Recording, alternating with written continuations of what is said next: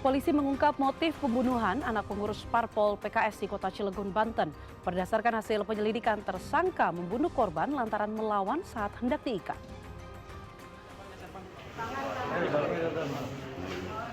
Inilah tampang HA, pelaku pembunuh MH, anak pengurus Parpol PKS di Kota Cilegon, Banten. Menurut polisi, HA ditetapkan sebagai tersangka berdasarkan hasil pemeriksaan ilmiah terhadap barang bukti berupa pisau yang dibawanya, di mana terdapat DNA korban, serta rekaman CCTV yang memperlihatkan tersangka melintas.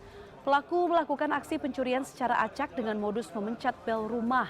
Namun pada saat di rumah korban, aksi pelaku diketahui korban dan langsung menghabisi nyawa korban setelah korban berusaha melawan.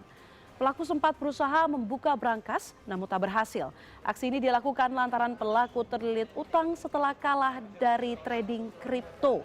Sementara itu berdasarkan hasil pemeriksaan forensik, korban meninggal setelah mendapatkan 22 luka baik menggunakan senjata tajam ataupun benda tumpul. Atas perbuatannya, HA terancam penjara seumur hidup. Bersangkutan main saham kripto dengan modal bersama dengan tabungan istri senilai 400 juta rupiah.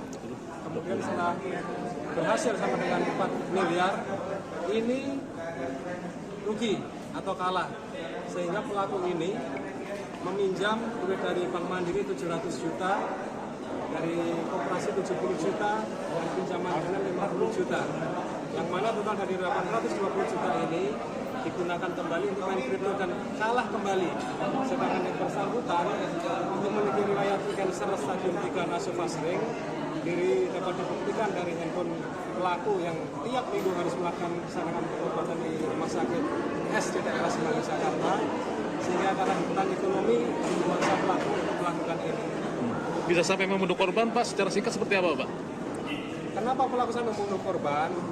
Karena pada saat pelaku ini akan mengikat korban dengan lakban, korban melakukan perlawanan, yaitu dengan cara menendang kepala korban sebanyak 2 kali, lutut, dan memukul siku pelaku. Sehingga pelaku melakukan penusukan berulang kali sampai dengan korban meninggal dunia. Jadi dari kasus ini, dari pemeriksaan korban itu ada total 22 luka. Dari 22 luka itu ada 2 karakteristik, yaitu kekerasan tajam dan kekerasan tumpul.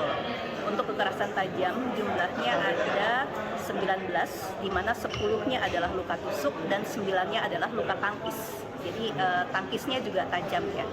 Dan 3-nya itu adalah kekerasan tumpul berupa luka memar, bengkak, dan lecet. Dan untuk kekerasan tajamnya ini sendiri, arah tusukannya itu dari semua sisi. Jadi ada yang dari depan, dari kanan, dari kiri, dan juga dari belakang.